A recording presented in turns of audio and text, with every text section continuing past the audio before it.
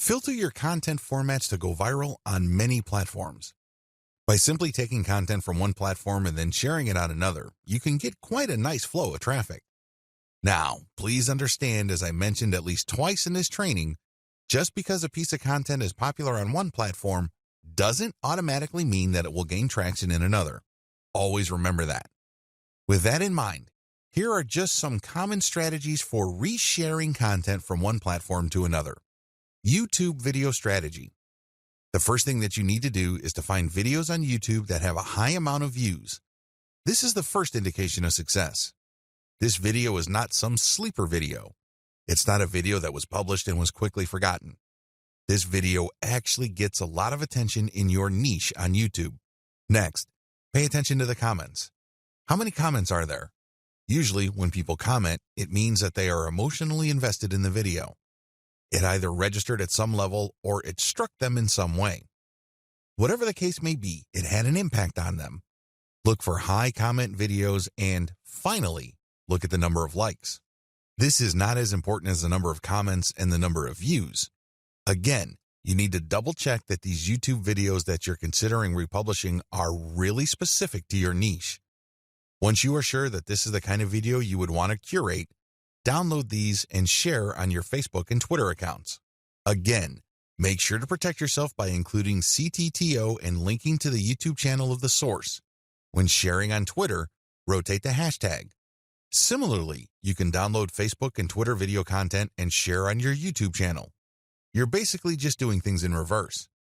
Still, you're going to have to protect yourself by posting an attribution link next to the CTTO text. Picture strategy. Find viral infographic or picture content on Instagram and Pinterest. Share these on Facebook and Twitter with proper attribution. Do the same with viral Facebook and Twitter photo content, but on the Instagram and Pinterest platforms. Again, make sure you rotate your hashtags. Make sure that this stuff is really niche specific. Also, if you find viral content in your niche on Twitter and Facebook, look for accounts on Pinterest and Instagram that target those niches. Look at their followers and try to follow those followers and possibly get them to follow you back. This way, you're working on two levels.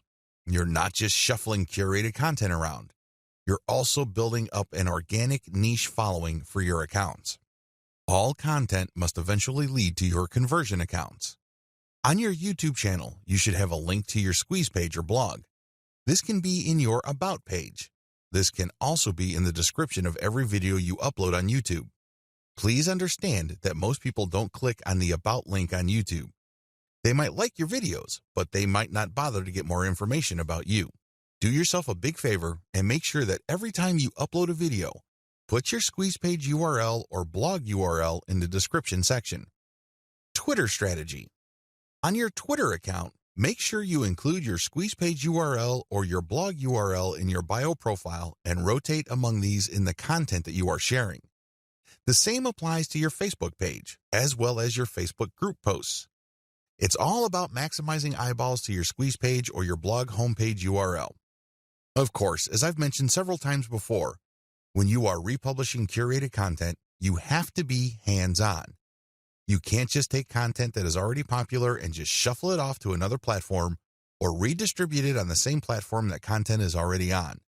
You're probably not going to benefit all that much from that content's viral appeal. You have to play around with the title, as well as the commentary, and really add more value to each piece of content. As you can probably tell, this is going to take quite some time, and that is why I suggest that you hire a virtual assistant with solid English skills from places like Fiverr, or if you're looking to save money, Cognoplus.com. If you need expert writing services, you might want to try Upwork, or if you are operating on a budget but need very high quality, try Ozkey.org.